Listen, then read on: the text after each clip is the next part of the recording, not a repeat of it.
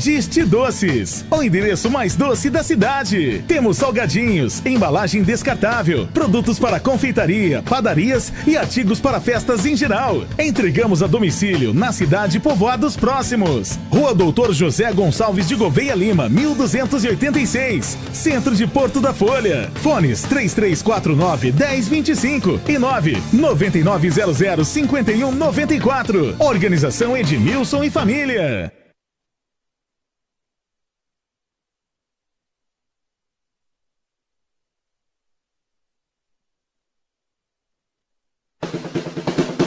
Com a Netfolha é assim. Cliente fiel tem mais velocidade. Conheça nosso plano Fidelidade. A partir de 3 megas, você ganha desconto na mensalidade e instalação gratuita. Isso mesmo, descontos na mensalidade e instalação gratuita. Maiores informações acesse www.netfolha.net.br ou ligue 079 99807 0269. Plano Fidelidade Netfolha. Faça parte, você também. Pensou em pisos? Pensou Alisson Dineri. Aqui você encontra mais qualidade, mais durabilidade e mais opções para a sua escolha. E o melhor preço da região. Trabalhamos com as melhores marcas do mercado e entregamos tudo na sua porta. O Alisson Dineri Tudo em Pisos fica localizado na Rua da Banca do Peixe, em Porto da Folha. Fone 99930-2173. Pensou em pisos? Pensou o Alisson Dineri.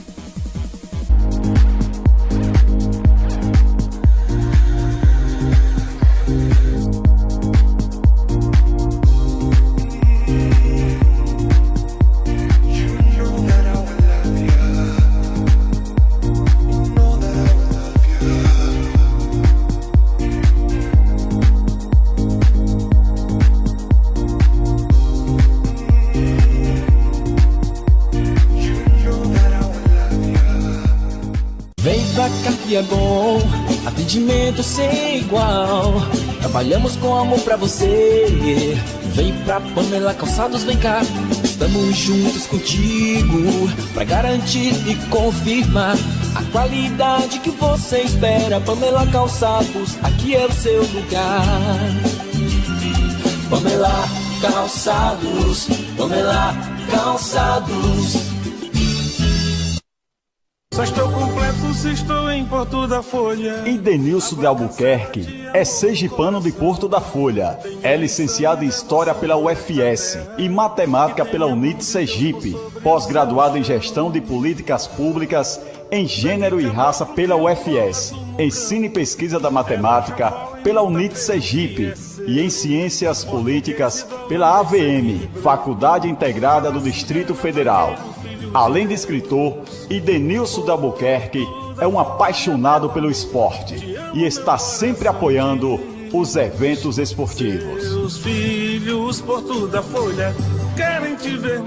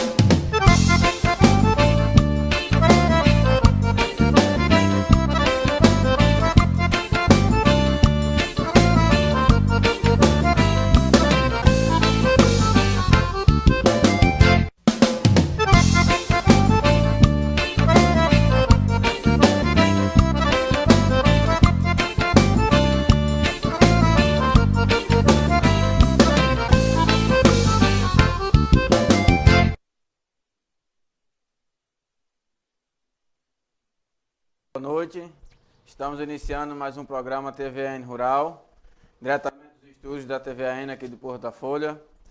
No programa de hoje vamos conferir uma entrevista exclusiva com o presidente da FETASE, Antônio Oliveira, que vai estar esclarecendo um pouco tirando as dúvidas sobre a medida provisória 871/2019, criada pelo presidente Jair Bolsonaro. O Cadastro Ambiental Rural, o CAR, tem mais uma nova prorrogação. Daqui a pouco vamos estar falando sobre isso.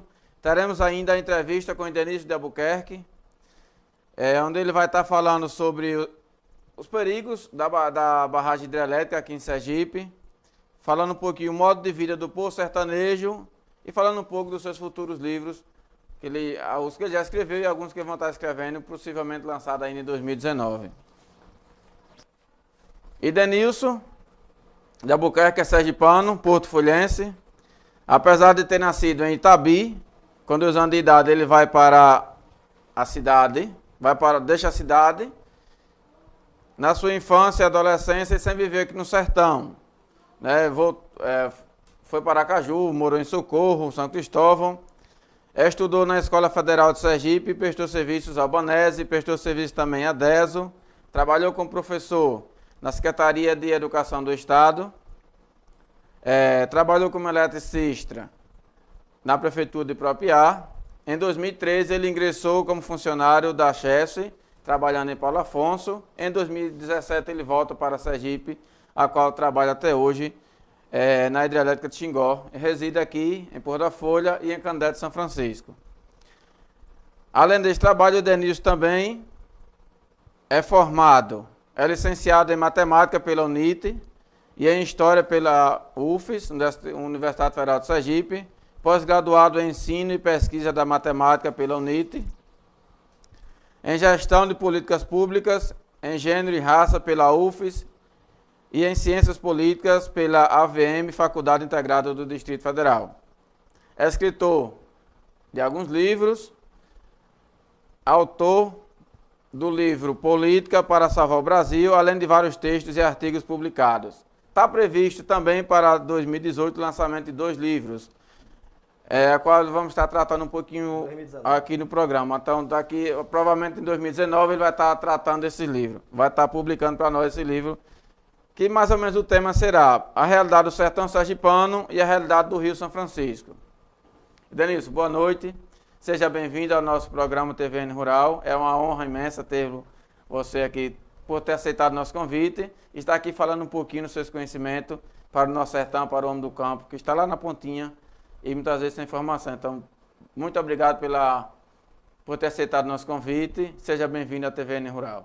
Boa noite, Valdemir Pereira. Boa noite a todos que estão acompanhando aí a TVAN. Boa noite o pessoal aqui, o Cleinan Lima, que é o aniversariante do dia e da noite que já chegou, né? Boa noite aqui também temos um convidado especial hoje aqui, a ilustre presença do cantor Cleuton Lima, está aqui presente conosco. Boa noite a todos, boa noite ao outro amigo que está aqui presente. Então, Valdemir, a gente veio, quem agradece sou eu pelo convite de aparecer aqui com vocês para poder falar alguma coisa do nosso sertão, onde eu me criei, onde eu vivei e me criei. E o Rio São Francisco, que está agonizando. Fico numa felicidade imensa de poder compartilhar com vocês alguns dos nossos conhecimentos para a gente tentar melhorar a nossa região do sertão e também o Rio São Francisco. Porque se não cuidarmos desse rio, nós vamos cometer o nosso próprio assassinato. Muito bem. Já dando continuidade um pouquinho à nossa entrevista, a gente que agradece, na verdade, né? Aí aproveita também para parabenizar o nosso superintendente, Cleinan Lima, né? Ele hoje está ficando mais velho. Cada dia com menos cabelo, mas está valendo, né? Cleiton Lima, né? Um dos grandes cantores aqui da nossa terra, uma das grandes revelações. Isso. Hoje está dando a honra de estar aqui conosco. Daqui a pouco eu vou mostrar ele aí. E Denilson, com relação ao acontecido na barragem de Brumadinho, as barragens aqui do São Francisco, pode acontecer a mesma coisa aqui em Sergipe, né, esses acontecimentos? Olha, as barragens são diferentes às construções. Então, as barragens de Brumadinho, ela não tem o reforço de concreto que as hidrelétricas têm. Então, desde a construção, desde o início da construção e toda a sua formação são diferenciadas. Então, não se parece muito. É possível uma hidrelétrica dar um problema desse também, a gente não pode dizer que é 100% segura.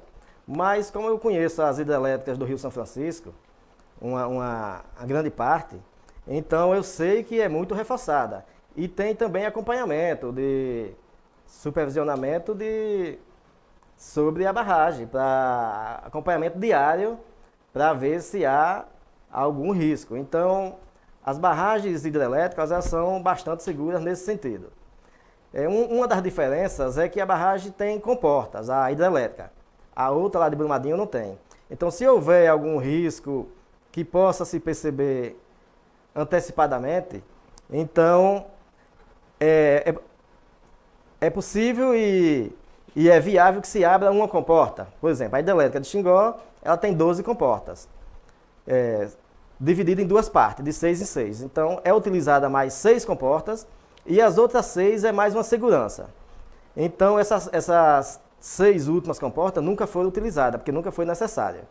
Então, se houver alguma enchente, algum desastre, desde a cabeceira do Rio São Francisco, que são quase 3.000 quilômetros de percurso, então, se houver assim, uma grande enchente, a gente fica sabendo antecipadamente e vai começando a liberar água aqui embaixo, para o Baixo São Francisco.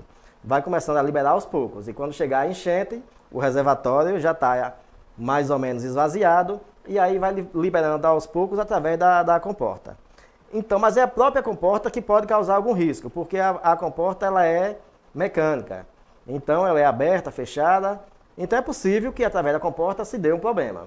Então, como eu falei no início, ela não tem muita coisa a ver com a barragem de Brumadinho, porque as construções são diferentes. É muito mais segura, não tem esse risco. A população sergipana e alagoana pode ficar tranquila que não está correndo esse risco. Se houver problema com uma dessas comportas, o volume de água é de aproximadamente 2.000 metros cúbicos por segundo, na comporta totalmente aberta.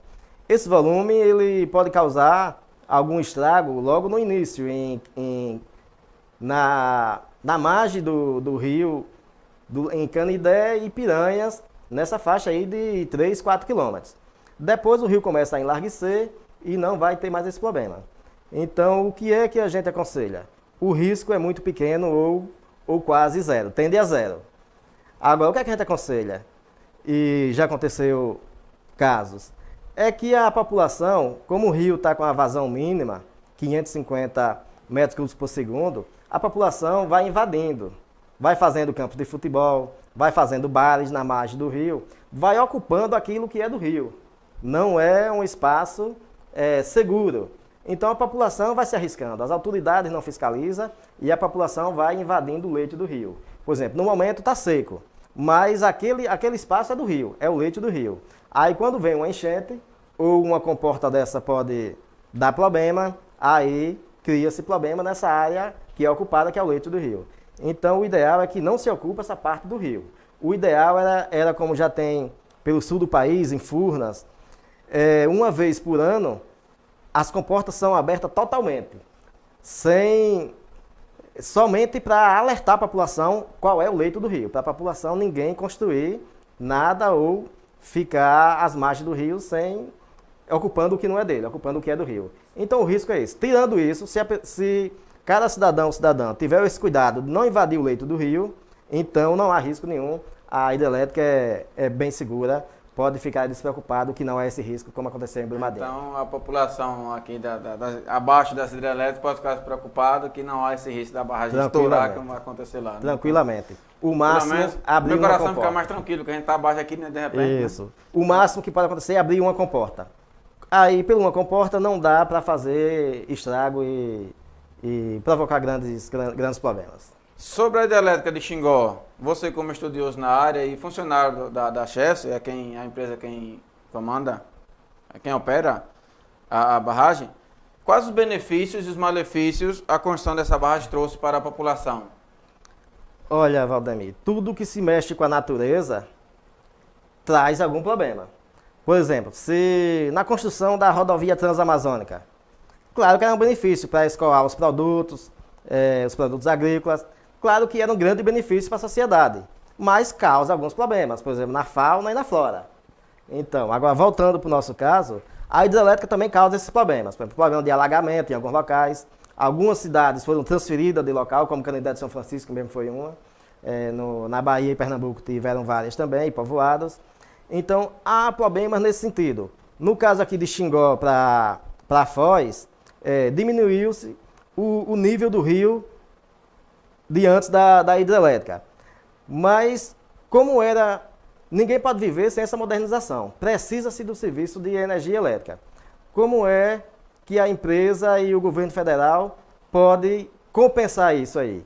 É dando apoio aos agricultores, aqueles plantadores de arroz que toda a população que foi prejudicada, o governo federal tem o dever de alocar em outro local, dando condição. Por exemplo, lá no projeto lá na região de Propiá, tem região de Propiá, Cedro, Telha, Neópolis, tem um projeto lá que a Codevasf também toma conta, ali foi com a Chesf também, governo federal, que colocaram aquele lote lá. Isso foi uma compensação pelas construções das barragens, não só de Xingó, mas de várias. Em Pernambuco, na área ali de Jatobá e Petrolândia, tem perímetros irrigados ali com custeio do governo federal e da Chesf.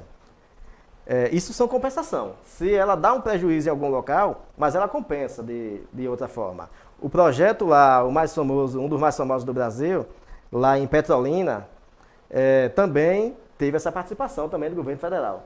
Então, se dá um prejuízo à população local, de alguma forma, tem que ser compensado. Mas ninguém vai viver sem energia nos dias de hoje, né? Então é necessário. Agora, o que é que faltou? Alguns municípios reivindicar as benfeitorias do governo federal e da empresa. Por exemplo, Porto da Folha não tem uma área muito grande de se cultivar arroz, mas tem aquela várzea que a margem do Capivara, que vai até Ilha do Ouro, povoado Ilha do Ouro.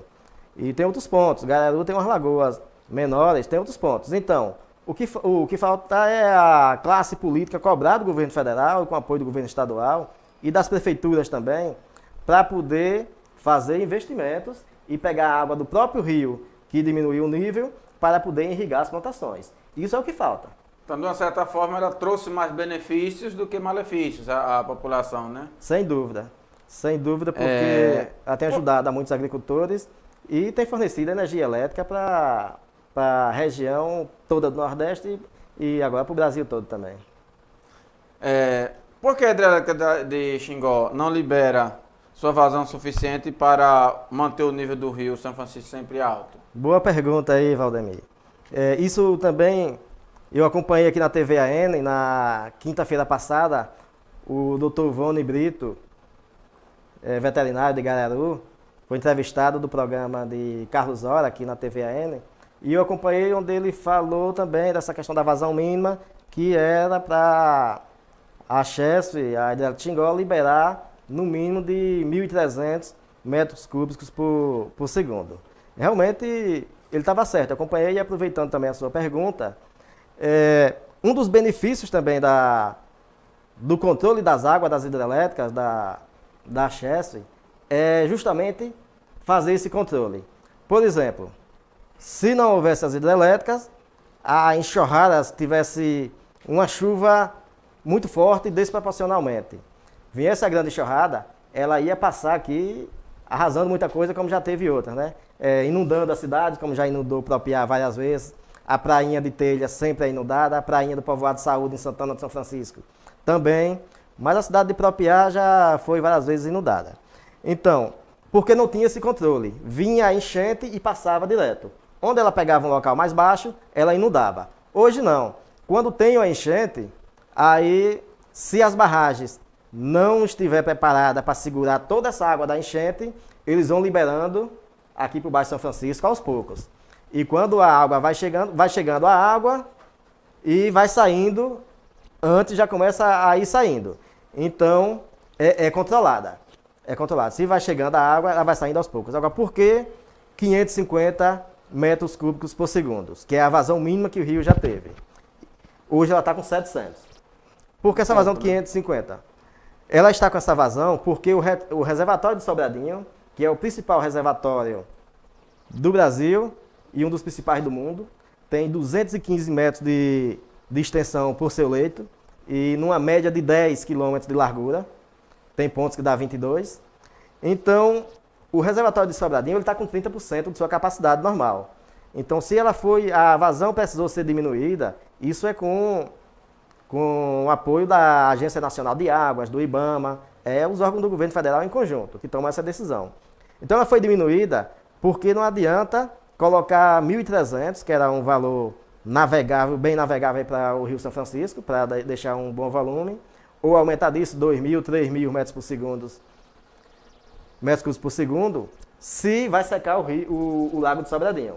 Se secar o Lago do Sobradinho, que em novembro de 2017 chegou a 1% de sua capacidade de geração de energia, então ia criar um colapso. Se secar o Lago do Sobradinho, vai criar um colapso para a sociedade nordestina. Então, essa pequena vazão é para garantir que o rio vai ficar muito tempo mantendo essa água. Se mandar 1.300 metros cúbicos por segundo, pode segurar aí 2 meses e depois secar. Então, isso é um controle e isso é uma utilidade muito grande para a sociedade. As pessoas precisam entender que esse controle é em favor da própria sociedade. Isso é muito importante. Então, esse controle protegendo para amanhã, né? Exatamente. Amanhã, exatamente. Né? É uma segurança de água sempre. Sempre. Se for colocar um volume maior, pode faltar no futuro. Então, por isso que ela segura. Muito bem. Deixa eu mandar aqui um abraço para as pessoas que estão nos assistindo. Para Marcelo, né? Ele que também apresenta o programa aqui, Arena Esportiva. Marcelo, muito obrigado. Geraldo Rezende. Valéria Lima está em Aracaju, não perdeu um só programa ainda. Valéria, muito obrigado. Ela, que além de assistir, ainda faz a propaganda ainda para a divulgação do TVN Rural. Muito obrigado, Valéria. Marcos Vinícius é seu compadre, tá mandando um abraço para você aqui, tá lá na rua de cima. Outro para ele aí. Joselma Santos, Shirley Medeiros está em Pernambuco, nos assistindo. Maravilha. Geraldo Rezende, Zé Ailton, Elias, enfim, são muita gente que está mandando um abraço aqui. E a vocês todos, muito obrigado por estar nos assistindo. Daqui a pouco a gente vai tentar um pouquinho mandar mais um abraço para alguém. Mas, Denilson, você fez uma excursão partindo durante uma excursão no Rio São Francisco, partindo de Canidé até chegar à Foz do São Francisco, no município de Brejo Grande. Diante dessa excursão, qual análise você faz do Rio São Francisco no tocante ao tratamento dado pelas autoridades e pela população ribeirinha? Certo. Antes de responder sua pergunta, você mandou um monte de abraços aí. Eu abraço as pessoas também fica à vontade. Você mandou também, muitos desses aí são conhecidos meus. E também um abraço especial para o Carlosson. Carlosson que me disse que acompanha sempre a TVAN e quando a gente aparece aqui ele sempre fala que está com a gente e garantiu que agora está ligadinho também na TVAN. Então, respondendo a sua pergunta, né? Os problemas do Rio São Francisco são muito grandes. São muito grandes e a população precisa se alertar um pouco para esses problemas. Tanto a vazão como ela está um pouco baixa, dificulta a navegação, mas isso eu já expliquei porque ela está baixa, mas tem problemas muito piores do que isso, que é a questão do aceleramento do rio, o desmatamento está levando o solo para dentro do rio e está aterrando o rio. Então esse é um dos fatores graves que precisa ser revitalizado. A questão do comportamento da população, das autoridades com o rio, também está péssimo. Por exemplo, o lixo está muito grande no rio. Os esgotos, em praticamente todos os municípios, estão correndo a céu aberto, indo direto para o rio. Mesmo que tenha cidade que não esteja na margem do rio, mas tem os seus afluentes que leva, como aqui nós temos o Capivara. Propiar foi feito um investimento em 2004, investimento de saneamento básico para tirar do rio.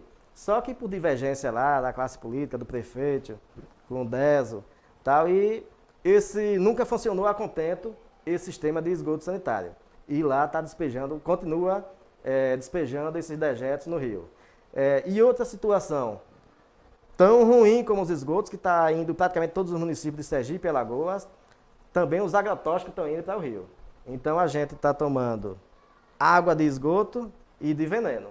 A gente está bebendo veneno e esgoto do Rio São Francisco.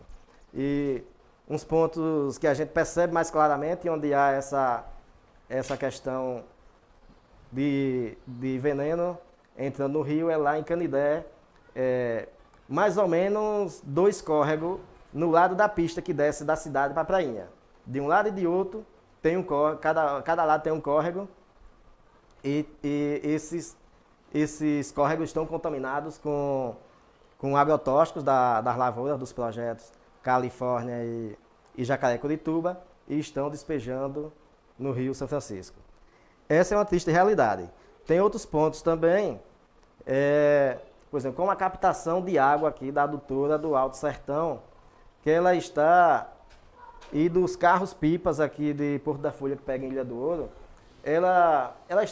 essa adutora do Alto Sertão aqui de Ilha do Ouro, ela foi colocada depois, em direção à corrente do rio, ela foi colocada depois do povoado. Era para ter sido colocada antes, para não pegar os dejetos do povoado, não ser captado pela água do...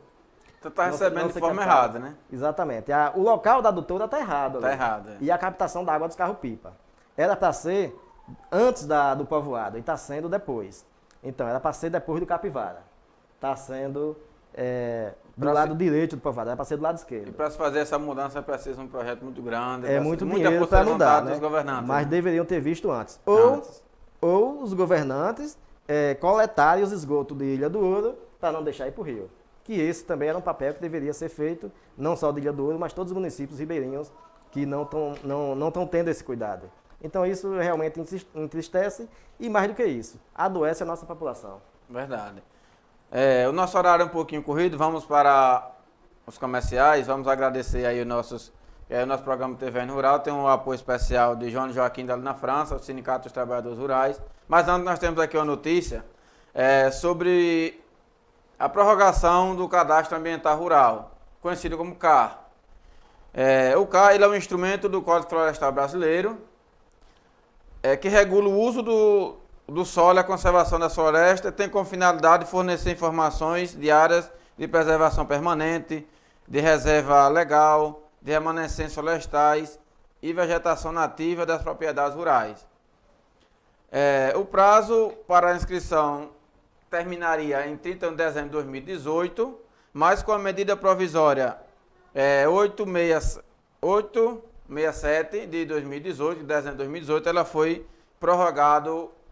Quem não fez o cadastro ainda foi prorrogado até o dia 31 de dezembro de 2019. Então, você que ainda não fez o seu cadastro ambiental rural, você produtor rural, dono do pequeno lote, uma pequena roça, aí do campo, que não fez ainda, procure as entidades, procure o pessoal, os técnicos, porque termina em 2019.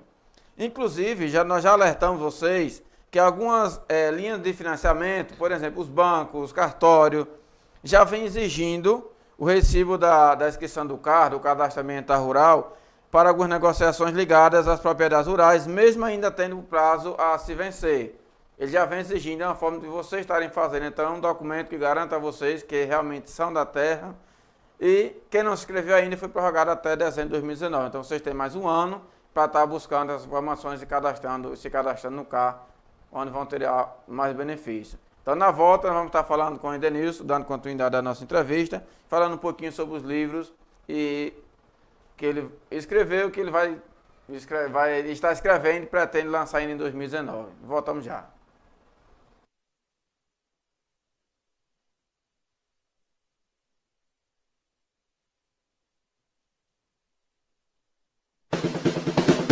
Com a Netfolha é assim. Cliente fiel tem mais velocidade. Conheça nosso plano Fidelidade. A partir de 3 megas, você ganha desconto na mensalidade e instalação gratuita. Isso mesmo, descontos na mensalidade e instalação gratuita. Maiores informações acesse www.netfolha.net.br ou ligue 079 99807 0269. Plano Fidelidade Netfolha. Faça parte, você também.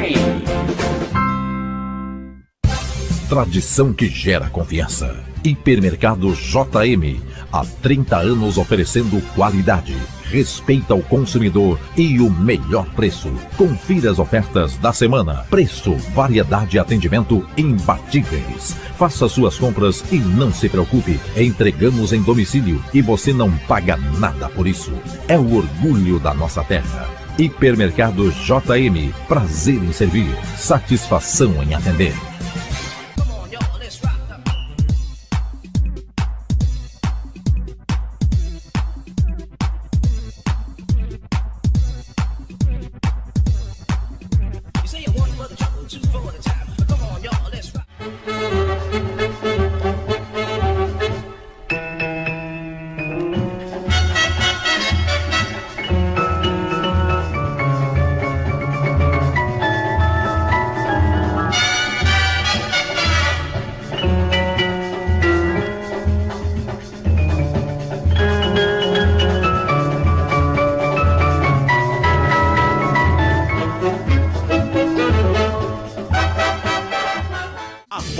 De Porto da Folha votou e a empresa Sete Sinais consagrou manutenção de celulares em primeiro lugar de Rio Sucel.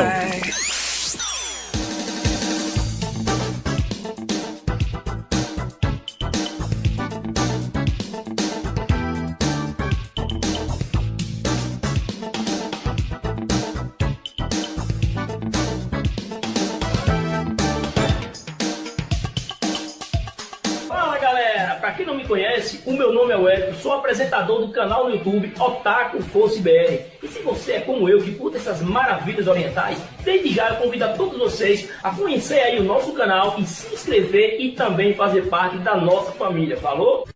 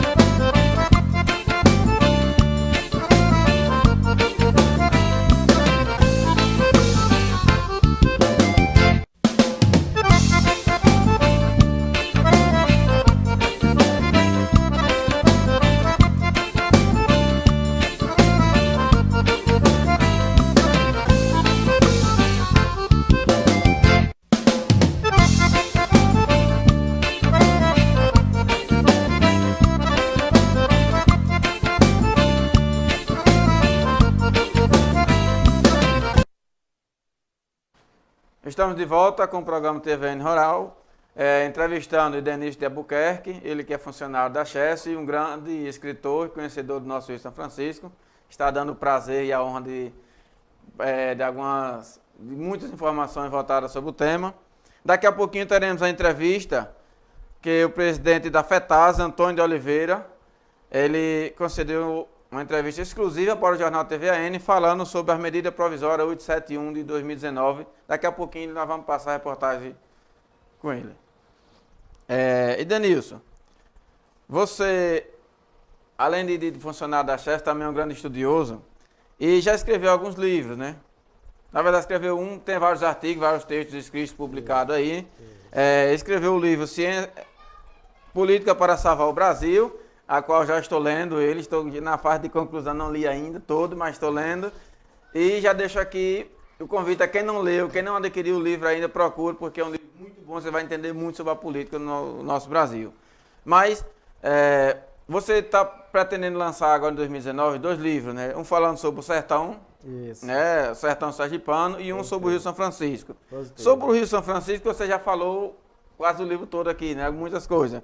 Mas ainda ficou algumas perguntas que a gente quer perguntar para você. Dentro da abordagem do livro, você aborda algumas questões, por exemplo, as políticas públicas para o Rio São Francisco. Isso. Então, eu gosto de trabalhar com a realidade. Eu leio ficções, valorizo a ficção, mas para escrever, eu não gosto de escrever ficção. Eu gosto de escrever a realidade. Porque é aquilo que a gente vive, aquilo que a gente sente, então é o que eu gosto de escrever, né? Então muita gente me aconselha, rapaz, não fale de problema, não fale de problema de tal lugar, fale só das vantagens, fale só da coisa bonita, a coisa feia você deixa fora, né? Tem que mostrar a realidade. Então eu gosto de mostrar a realidade, o que há de bom e o que há de ruim. Por exemplo, sobre o Rio São Francisco, eu coloquei algumas coisas aí da questão aí do lixo, do agrotóxico despejado no rio, dos esgotos. Então, isso é ruim para a sociedade. E eu não posso deixar de falar isso. A parte boa ainda está muito pequena, está muito pouca. Porque, como citei Propiar, talvez os governos, principalmente o governo federal, tivesse uma ideia boa de tirar todo o esgoto de Propiar e dar um tratamento. Mas, na realidade, a gente sabe como funcionam essas gestões no Brasil, gestões públicas, e realmente não foi concluído isso aí. Então é uma pena isso aí. Mas tem voluntários que estão tentando cuidar do rio. Como em Propiar tem uma entidade chamada Carrancas. Pessoal voluntário, liderada por um rapaz chamado Everaldo, que faz algum esforço de conscientizar as pessoas para cuidar do rio. O padre Isaías passou muito tempo aqui em nosso sertão, aqui em Porto da Folha. Ele também faz um trabalho de conscientização com a população lá no município de Propiar. Fez em Brejo Grande, Ilha das Flores, mas não só naquela região, em todo o sertão também. Então ele faz um trabalho de preservação também e de conscientizar os agricultores para não usar os agrotóxicos nas lavouras. Então são ações que beneficiam o rio. Mas pelas autoridades públicas, a gente não vê esses esforços em benefício do rio. É muito pequeno ainda. Mas a gente vai levantar todos os problemas, vamos fazer essas críticas, vamos apontar soluções, que é essa população, os governos, tanto municipal, estadual e federal, estaduais, né? Porque o Rio São Francisco abrange 5 estados e 512 municípios. Então, tem que ir cobrando, a população tem que ir cobrando de seus governantes para poder ir preservando o rio. Não adianta a gente ver muito isso na imprensa, o prefeito cobrar que o presidente da República faça pelo Rio São Francisco. Mas ele quer cruzar os braços, quer que o outro faça. O governador faz a mesma coisa. Não, o Rio é integração nacional, é obrigação do governo federal. Mas a obrigação é de todos. É do prefeito, do governador do estado e do governo federal. O prefeito tem que cuidar também dos afluentes, seus afluentes, cuidar do seu município para não despejar os dejetos nos afluentes, que são nos pequenos rios e riachos, e o governador também tem que fazer atividade semelhante e no próprio rio. O trabalho de conscientização também é muito importante. A gente vai apontar algumas soluções para poder melhorar a vida do Rio São Francisco, que está agonizando. Com relação a... Você está pesquisando sobre esse livro, você apresenta tudo isso, mas você apresenta algumas soluções, por exemplo, para a melhoria do Rio São Francisco dentro do livro? Então, é obrigação nossa. A gente não vai ficar só nas críticas. Só nas críticas mostrar o lado do ruim. É isso. A abordagem que a gente está fazendo para o livro é no sentido de alertar a população, de conscientizar para poder eles reagirem. Não adianta a gente ficar no sofá de casa esperando que os outros façam. Nós temos que tomar a atitude de fazer também. Por exemplo, a gente não jogar, aliás, lixo em nenhum ambiente, principalmente no rio. E além disso, a gente mesmo fazer nossa limpeza. Se as prefeituras exigir dos bares, donos de bares, colocar lixeiras nos locais para a população ter um espaço de... Não ter a desculpa de dizer que jogou lixo na margem do rio porque não tinha um local. Mas, além disso, tem que exigir que a população se eduque, primeiro conscientizar, depois exigir. E também os próprios governantes tomarem atitudes de investir no zelo pelo rio, ou seja, cuidar desses esgotos e também fazer trabalho de conscientização nas escolas para poder ir conscientizando a população que a vida do rio é a nossa vida. Se o rio morrer, morreremos todos. Muito bem. Falando um pouquinho agora sobre o seu livro, A Realidade do Sertão Sergipano, que esse livro ele vai abranger mais, ele vai falar do sertão sergipano, então do sertão como um todo. Você me falou em off, na área política, que abordará sobre o clientelismo, sobre o voto de cabresto, sobre o nepotismo. O que você pretende com isso? Esses temas que eu falei para você há pouco instante, em off, como você colocou, esse é o mal aqui do nosso sertão. No meu ponto de vista, esse é o câncer do sertão. E a minha participação com esse livro, falando da realidade do sertão, o meu desejo é de libertar essa população que está cativa, que está presa. Espero que quem está me acompanhando aí não fique magoado, mas eu estou falando da realidade. A maioria da nossa população sertaneja, ela é dependente do clientelismo.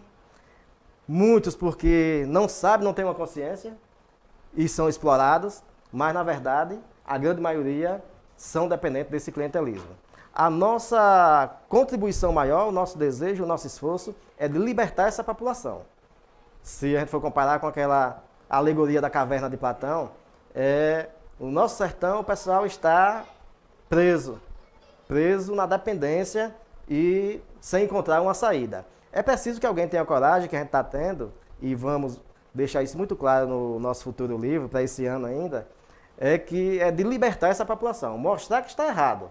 Uma população já está viciada, uma parte, e a outra está explorada. Então, esse clientelismo é muito forte. Isso aí começou no século XVIII, há pouco mais de 200 anos, lá naquele eixo do Sudeste, Rio, São Paulo, Minas, na política do café com leite. E com a modernização, depois, no passar desses mais de 200 anos, com a modernização nessa região, o que foi acontecendo? Começou por lá. Claro que aqui já tinham os coronéis, mas a população era pequena aqui. Então começou por lá, o forte foi por lá, e veio, com a modernização desses grandes centros, veio empurrando esse mal para os centros menores e para o sertão, para regiões de grandes necessidades. E encontrou um ambiente perfeito no semiárido nordestino, que é aqui o nosso sertão. Então, foi um ambiente propício aqui e, infelizmente, ainda não foi arrancado isso aqui do nosso sertão. Então, é preciso que a gente traga esse tema a público para que possa mostrar à sociedade que isso está errado. E o que está errado é preciso ser consertado.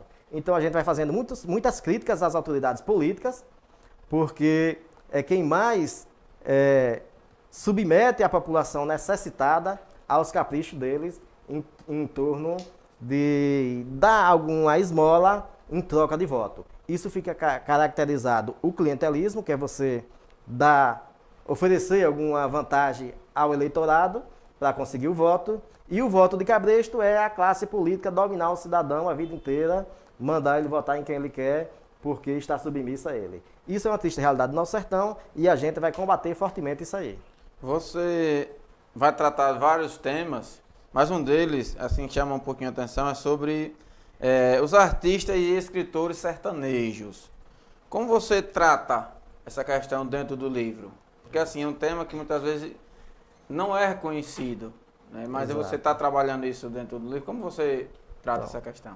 Correto. Como a sua pergunta anterior, talvez muita gente tenha colocado aí como uma parte ruim, que não queria que eu falasse isso, que não deseja que eu aborde isso no livro, que vai dar conhecimento ao mundo todo. Mas é como eu falei, eu vou falar da realidade, né? É uma cultura que tem que acabar. Exatamente. Não... A questão dos artistas é a parte boa. A parte boa. Então, no nosso sertão, eu vou falar de 13 municípios, aqui em nossa região, e nós somos ricos em artistas, em escritores, em cantores, teatros. Então, nós somos muito ricos, né? Muito ricos na área das artes. Então, como é que a gente deve abordar? Nós, como estamos em construção, esses 2 livros, do Rio São Francisco, a realidade do Rio São Francisco e a realidade do sertão sergipano, ainda está aberto para o pessoal contribuir conosco, o pessoal que está nos acompanhando pode contribuir conosco, pode mandar para a gente um artista que a gente pode divulgar. Se ficar algum artista fora do meu livro, aqui do sertão sergipano, é porque eu não tive conhecimento. Eu não vou fazer politicagem com trabalho acadêmico e com nenhum trabalho. Eu não faço nenhuma politicagem em nada, imagina um trabalho acadêmico. Então, se eu deixar algum artista fora do meu livro, aqui do sertão sergipano, é porque não chegou ao meu conhecimento. Eu vou citar, não vai dar para abordar cada artista, a gente, fazer uma descrição, a biografia toda, mas pelo menos o nome, citando o nome, dizendo qual é a área das artes dele, se é cantor, se é ator, se dançarino. Então a gente vai abordar todos. Agora, o que garantimos é que o sertão é muito forte na área das artes. Muito bem. Sobre as personalidades sergipanas, por exemplo, aqui em Porto da Folha tem algumas que não ficou conhecido por algumas músicas, né? Isso. Mas não teve um certo conhecimento na mídia. Você vai estar mostrando um pouco a história dessas personalidades? Sim, E pode até citar algumas aí, né? Isso. Quando você falou aí, eu já veio em mente aqui um rapaz que é muito, assim, não foi reconhecido pelo valor que ele merece. Mas eu vou já dizer o nome dele. Mas eu quero dizer que as personalidades, eu não vou me preocupar com personalidades, com ricos, com grandes políticos. Eu não tenho preocupação com essa classe. Essa classe mesmo já tem muitos defensores. Eu tenho preocupação com a classe, exatamente, e com a classe que não é reconhecida, né? Alguns ricos são reconhecidos sem merecer. E muitos pequenos merecem o reconhecimento e não têm pela sociedade. Quando você falava aí dessa classe, veio logo em minha mente, que é um dos que eu vou colocar no livro, é o Jorge da Caatinga, que era meu vizinho ali de sítio, e conhecido também por Jorge do Sindicato, fundador do sindicato aqui de Porto da Folha. É um grande poeta, e que autor de uma música que ele cantou até para o Papa João Paulo II, né? Que é uma música religiosa, ele tem várias músicas. E o Jorge, apesar de ser grande artista, praticamente ninguém conhece. A gente vem levantar um pouco, mostrar quem é um pouco o Jorge da Caatinga, o Jorge do Sindicato, que era o pai de Zé Rui, que também conviveu aqui em Porto da Folha e hoje em Monte Alegre. A gente vem relatar esse grande poeta que é desconhecido do povo. Aqui no município de Porto da Folha também nós temos o Manuel do Maninho, Rivaldo de Barros também, que não tem um reconhecimento da sociedade. Então a gente pretende mostrar essas pessoas que a sociedade ainda não conhece. Teve, por exemplo, o meu avô Antônio Pereira, foi um grande escritor na época, tem várias e várias poesias. Também. O seu tio, muitas. Seu tio Maneca também é uma enciclopédia viva, ele tem muito conhecimento histórico da região. A gente já aproveita e manda um alô para ele, é nós que tá lá assistindo. Um abração para eles aí, sua família. Um abraço para ele aí. Um abração Maneca é a história viva, né? Exatamente, um abração para todos aí da Linda Flor. E Denilson, sobre essas personalidades sertanejas, você já falou um pouquinho, vai ter várias, vai dar uma... Mas o nosso sertão, ele é também rico em casos folclóricos. Em Porto da Folha, na região de Porto da Folha, Monte Alegre, teve alguns que ainda hoje se comenta, né? Você vai estar citando esses casos folclóricos? Sim, até para relaxar um pouquinho, né? Que tem trechos no livro, parte no livro que a gente suspende bastante as críticas, né?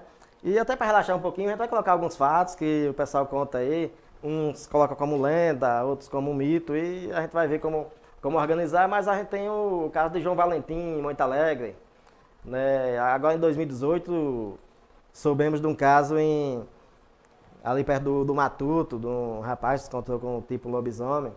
Lá no povoado Oiteiro, em Gararu, tem um senhor chamado Eronildes, que já me passaram que ele já lutou com o lobisomem no passado aí. A gente vai conversar com as pessoas para colher essas informações e passar também para ver o que acontece no nosso sertão, né? Nós temos o caso, aí já um caso real de Dona Zefa Parteira, Dona Zefa da Guia, lá na Serra da Guia, em Poço Redondo. Uma mulher não é alfabetizada, mas fez mais de 5 mil partos. Hoje ela tem o reconhecimento no Brasil inteiro, no mundo inteiro hoje. Então a gente vem trazendo esse caso desse tipo, né? Poço Redondo é um berço da cultura, muito forte nas artes, Poço Redondo. Eu quero agora aproveitar esse momento, já que eu lembrei de Poço Redondo, já foi gravados vários filmes em Poço Redondo e será gravado um agora. Recentemente eu estive vendo a apresentação de como será gravado esse filme. A semana passada eu estive vendo isso em Canidé de São Francisco, foi apresentado também em Poço Redondo e Itabaiana.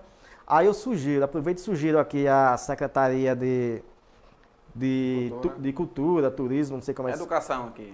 Isso, então que de Porto da Folha, de Itabi também. Por que Porto da Folha e Itabi? Porque aqui nós temos a maior pega de boi do Brasil, do mundo, né? Que só tem mais. Nossa vaquejada. Nessa região. Isso. Verdade. Então, em Itabi tem a corrida do jegue. Então eles poderiam chamar esse pessoal, que o nome do filme que vai ser gravado é Secas Tristes. Eles podem entrar no Instagram, que tem com esse nome lá, Secas Tristes, que esse pessoal vai gravar em Poço Redondo. Mas se houver interesse da Secretaria de Educação, Cultura, desses dois municípios, dizer, olha, Porto da Folha é a maior pega de boi do Brasil. Então nós queremos que você vá lá também nesse local, junto com o presidente Medeiros aí, que é muito competente. Vamos lá mostrar para a gente levar para as telas o nosso trabalho. Mostrar nossa cultura, né? Exatamente. Itabi poderia chamar e dizer, vamos mostrar aqui a corrida de jegue. Coloque aí no filme, coloca aqui no filme para vocês participar dos festivais aí de mundo afora, levar nossa cultura aqui também. Era muito importante. Então, se esses dois municípios, que têm essas duas tradições, quiserem entrar em contato com esse pessoal, o nome do filme será Secas Tristes, que ainda será gravado, e entra lá no Instagram que o pessoal consegue fazer esse contato e é possível trazer. Agora tem que haver um esforço das autoridades, né? Muito bem, Denis. Desde já a gente já continua parabenizando, né? E continua escrevendo, porque a história, ela precisa ser... Ela muitas foi esquecida, mas tem que ser revivida e mostrada. Aproveitando aqui, daqui a pouquinho nós vamos estar passando a entrevista com o presidente da FETASA, Antônio Oliveira, onde ele vai estar esclarecendo sobre as medidas provisórias 871. Enquanto o nosso superintendente ali monta, vou aproveitar e mandar um abraço aqui, já me cobraram aqui, para minha esposa, meu filho Antônio Emanuel, minha esposa Prazeres. Ela disse que quando eu falo aqui, Antônio Emanuel dá pulado de alegria lá em casa, então tá na frente da televisão ligadinho. E aí, em nome deles, eu estendo a toda a minha família que está assistindo, Lagoa da Volta, ali na Flor, ali na França, assim, enfim, Porto da Folha em peso, né? Para os nossos telespectadores aqui da cidade, os de Aracaju, né? Vem aí lá em Aracaju tem vários, Valério já falei, Fernando Gordinho, e enfim, em todo o estado de Sergipe que estão nos assistindo. Agradecer também a todas as pessoas que assistem nos demais estados. Por exemplo, tem Alagoas, Bahia, Brasília, São Paulo, tem muita gente assistindo, Pernambuco, como já mandou aqui, então obrigado a vocês por estar nos assistindo e compartilhe, se inscreva no nosso canal e compartilhe. Deixar também um convite para você se inscrever no nosso canal, né? Então vai lá na TVAN Oficial, no YouTube, no Facebook, no meu canal também, Valdemir Pereira, a gente vai estar repassando o nosso programa lá, então se inscrevam e divulguem, que nós precisamos muito de divulgação. Já para o próximo programa, vamos estar falando com Emerson Cardoso, onde ele vai estar falando um pouquinho sobre a criação de galinhas, que aqui na nossa região é uma cultura muito forte, então vamos estar explicando um pouquinho tudo sobre a galinha. Então vamos estar falando com Emerson Cardoso, vamos bater um bate-papo aqui com ele e vai estar explicando melhor sobre a questão da criação de galinhas. O Sindicato dos Trabalhadores Rurais avisa que amanhã a dentista, a doutora Elisângela, ela vai estar atendendo lá no sindicato. Então, você, sócio do sindicato, que precisa fazer a consulta, né? É só procurar a doutora Elisângela, que amanhã a dentista vai estar lá no sindicato fazendo seus atendimentos. Mas vamos para a entrevista, né, com o presidente da FETASE, o senhor Antônio Oliveira, onde ele vai estar esclarecendo sobre as dívidas, sobre essa medida provisória 871.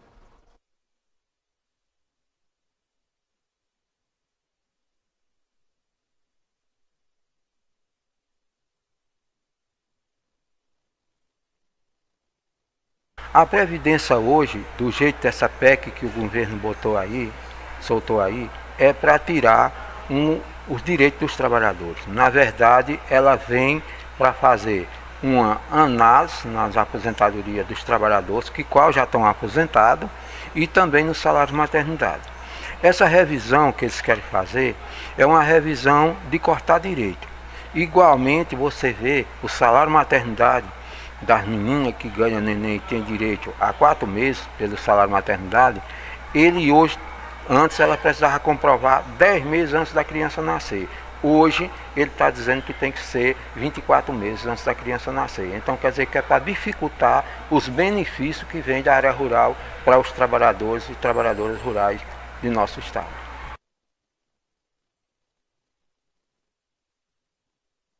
O INSS Digital é nós chamamos hoje que nós estamos na era digital. Essa era digital, a gente está com as aposentadorias, salário maternidade, auxílio reclusão, pensão por morte, tudo é adquirido e a gente faz os encaminhamentos aqui dentro e vai para o INSS. Aí o INSS Digital é o quê? Nós fizemos em março do ano passado, dia 28 de março, assinamos um acordo de cooperação técnica com o INSS, aqui no estado, lá no auditório da federação. 56 sindicatos aderiram o sistema, já tem mais, já está 66 sindicatos que aderiram o sistema, do nosso 63 sindicatos. E o INSS Digital é o quê? Para o trabalhador procurar o sindicato e vir fazer o benefício dele aqui dentro do sindicato, do jeito que o sindicato fazia antes, formalizar toda a documentação e encaminhar para o INSS. Aí o INSS no INSS Digital abre uma janela para um advogado dar fé pública no documento e esse documento ser analisado por um técnico do INSS e conceder ou não o benefício do trabalhador sem precisar sair do sindicato.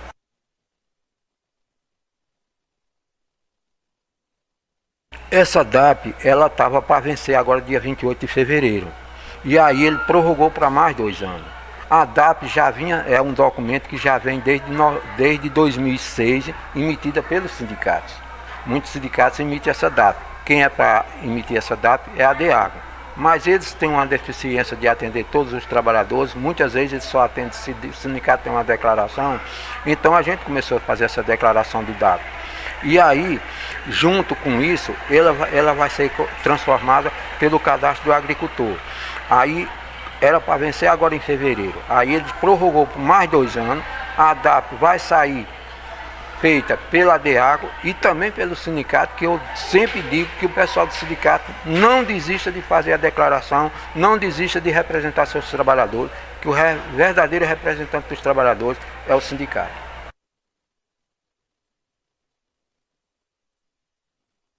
A agricultura familiar, hoje no nosso estado e no país, nós temos 2 versões para nós dos sindicatos na agricultura familiar. É uma disputa que a gente tem com a agricultura e pecuária. Por quê? Porque essa disputa, até a gente se dá muito bem, eu faço parte do Conselho da Agricultura e Pecuária, mas onde que é que está o confronto? Porque a agricultura familiar nossa, pelo enquadramento sindical, nós só representa até 2 módulos fiscais.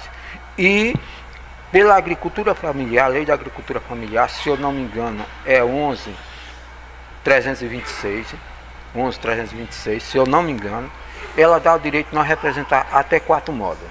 O INSS aceita e os bancos também aceitam fazer os projetos dos agricultores familiares até 4 módulos. Aí dentro de nosso estado, por exemplo, nós estamos em Porto da Folha, eu vou falar Porto da Folha. Porto da Folha, um módulo fiscal é 70 hectares. Aí vai até 280 hectares. 280 hectares dá 930 tarefas de terra. É muita terra.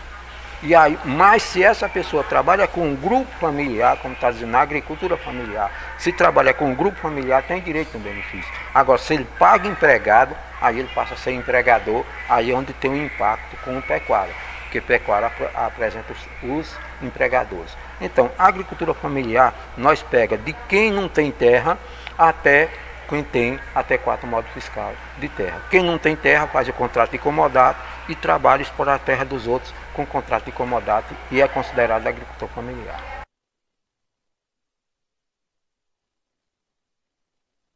O sindicato no município, que para você ver, para a gente ter a federação, que qual eu estou lá como representante presidente, e tem a confederação nacional, que é a CONTAG, primeiro tem que ter o sindicato. Aí o sindicato ele foi fundado para organizar os trabalhadores na luta pela terra, na luta pelos benefícios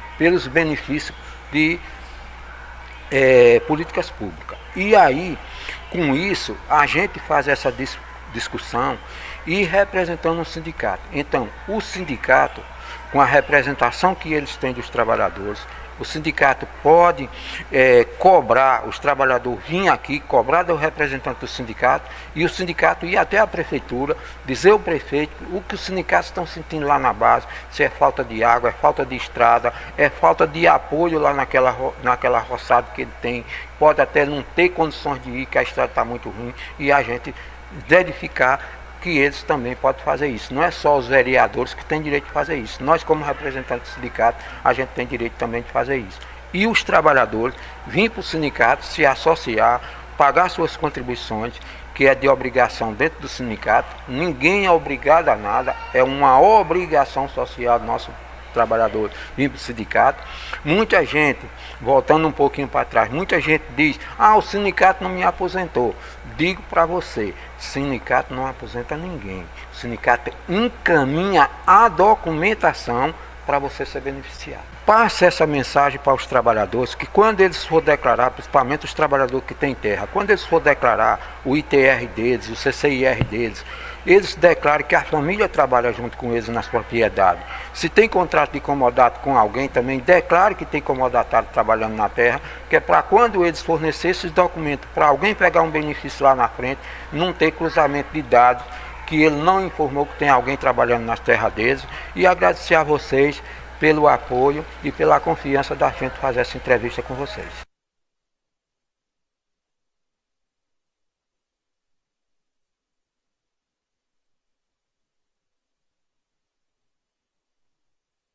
Bom, está aí a entrevista exclusiva, muito esclarecedora, né, sobre essas medidas provisórias.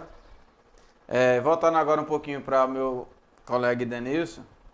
Denilson, o nosso tempo já se esgotou, mas ainda tem tempo para uma única pergunta e você fazer seus agradecimentos. Essa pergunta aqui é muito importante para o homem do campo, principalmente para o nosso programa, que é voltado para o homem do campo.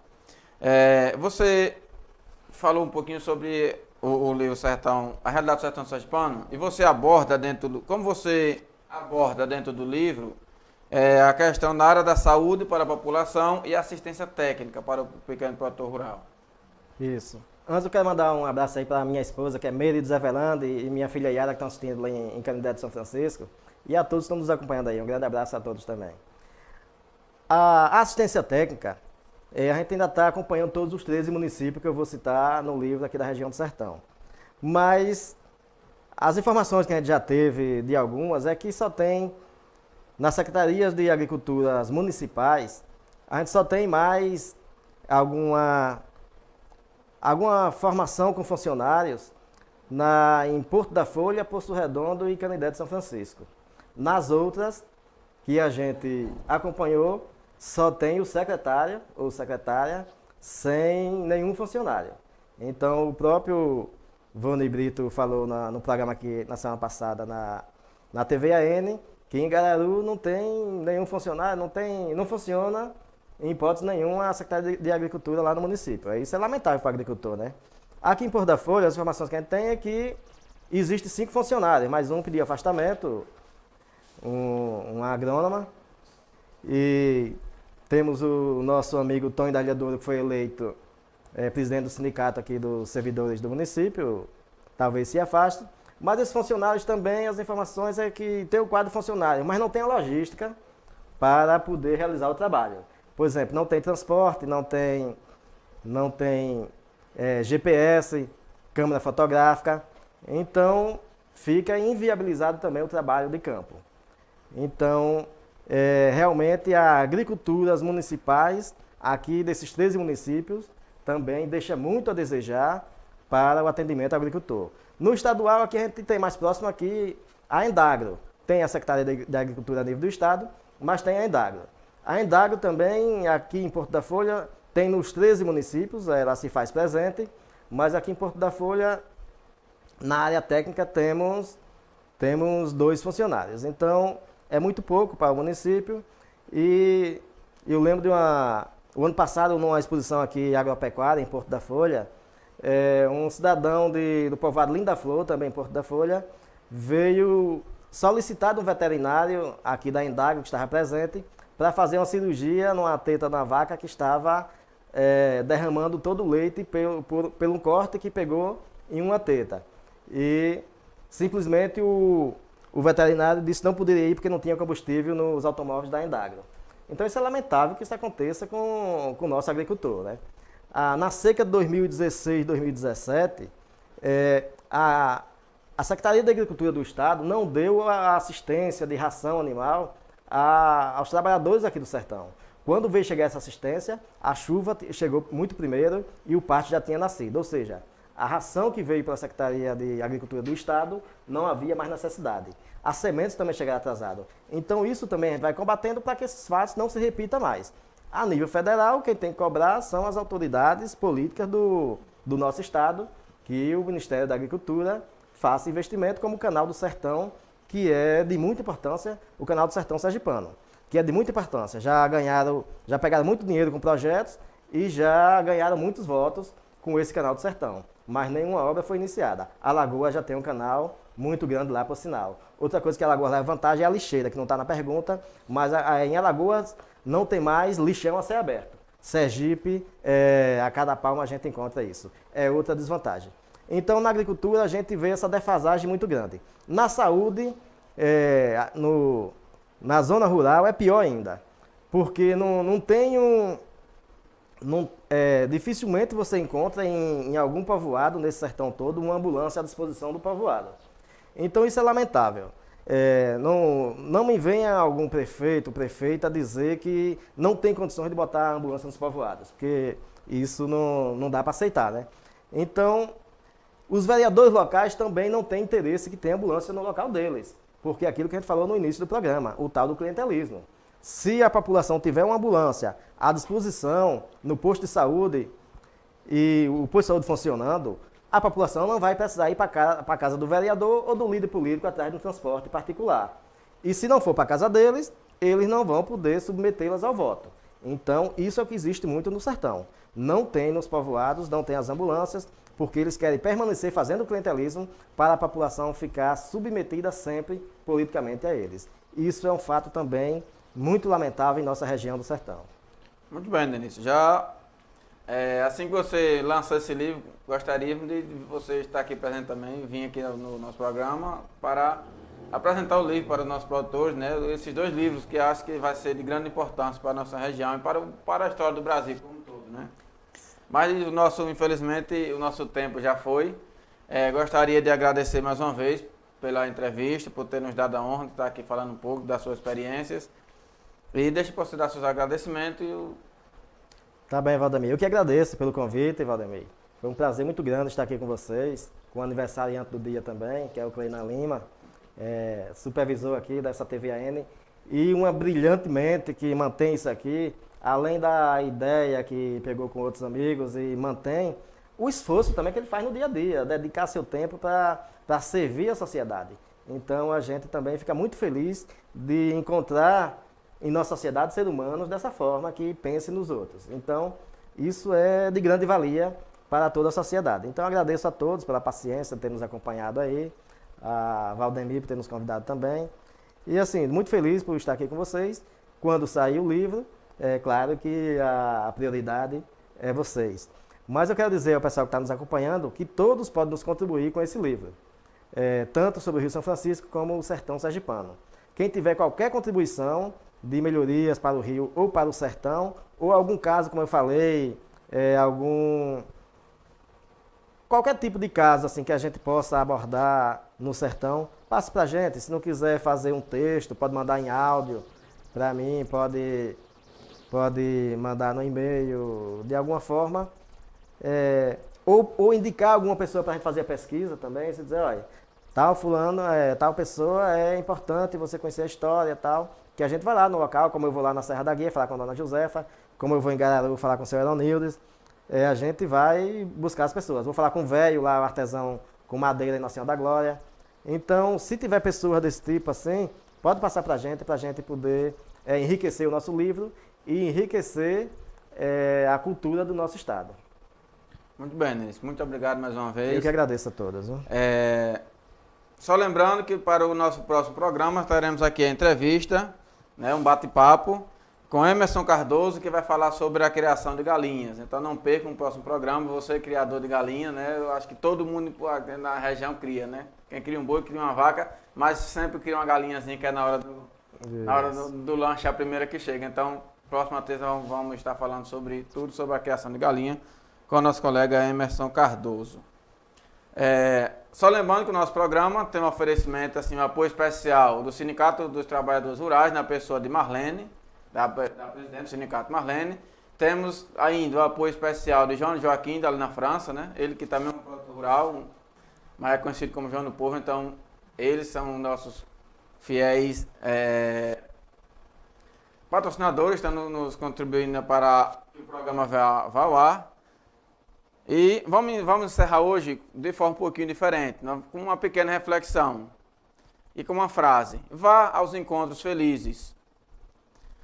Pode ser complicado, difícil, caro, mas vá. Pode ser uma viagem longa, um aniversário de uma tia sua de 80 anos de idade, pode ser um casamento, uma formatura, ou um simples encontro com amigos, com familiares. Pode até ser caro, mas vá. Pega um carro, vá de ônibus, pega um avião se possível, vá de carona, vá a pé, monte no animal, mas vá. Se não tiver onde ficar, fique num hotel, numa casa de uma tia, fique lá numa pensão, mas vá. Não tem dinheiro? Parcela as suas passagens. Dê um jeito, mas vá. Sabe por quê? Porque nós nos encontramos, muitas vezes, nos encontros tristes.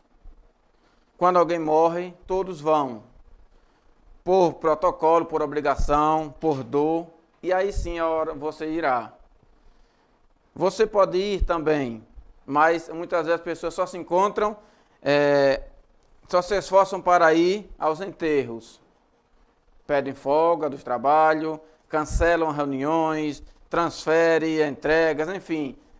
Só se preocupam nesse momento. E todos se reúnem e se abraçam e choram juntos. Isso é bonito. É bom que sejam assim. Mas é bom que seja também nos momentos felizes. É bom que estamos juntos nas comemorações, nas conquistas, nas festas onde brindam a vida, na roda de conversa, nas risadas, relembrando histórias. Deixamos-nos levar pelas alegrias dos momentos bons. Só assim, vamos juntos montar as peças da nossa coleção que a vida tem a nos oferecer. Então, se esforce um pouquinho e vá, não espere ir na última hora. Tenhamos todos uma boa noite e até o próximo programa. Assim, bom dia.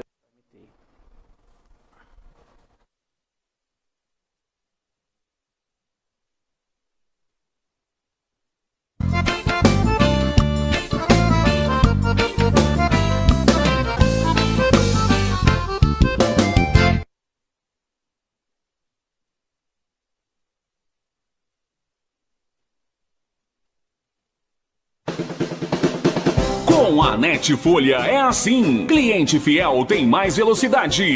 Conheça nosso plano Fidelidade. A partir de 3 megas, você ganha desconto na mensalidade e instalação gratuita. Isso mesmo, descontos na mensalidade e instalação gratuita. Maiores informações acesse www.netfolha.net.br ou ligue 079 99807 0269. Plano Fidelidade Net Folha. Faça parte, você também. Tradição que gera confiança. Hipermercado JM. Há 30 anos oferecendo qualidade, respeito ao consumidor e o melhor preço. Confira as ofertas da semana. Preço, variedade e atendimento imbatíveis. Faça suas compras e não se preocupe. Entregamos em domicílio e você não paga nada por isso. É o orgulho da nossa terra. Hipermercado JM. Prazer em servir. Satisfação em atender.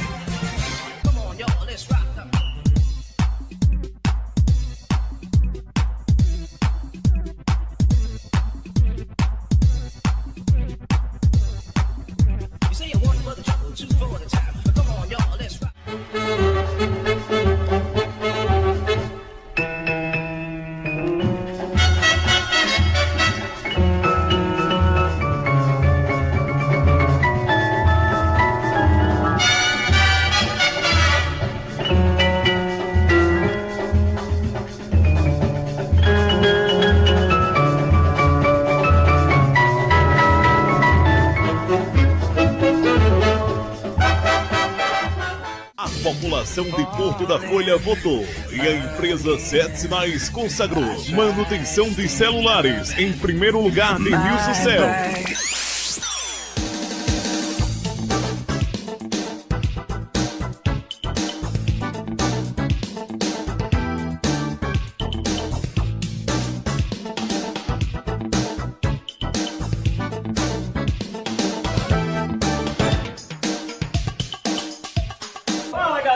Pra quem não me conhece, o meu nome é Wellington, sou apresentador do canal no YouTube Otaku Fosse BR. E se você é como eu, que curta essas maravilhas orientais, desde já eu convido a todos vocês a conhecer aí o nosso canal e se inscrever e também fazer parte da nossa família, falou?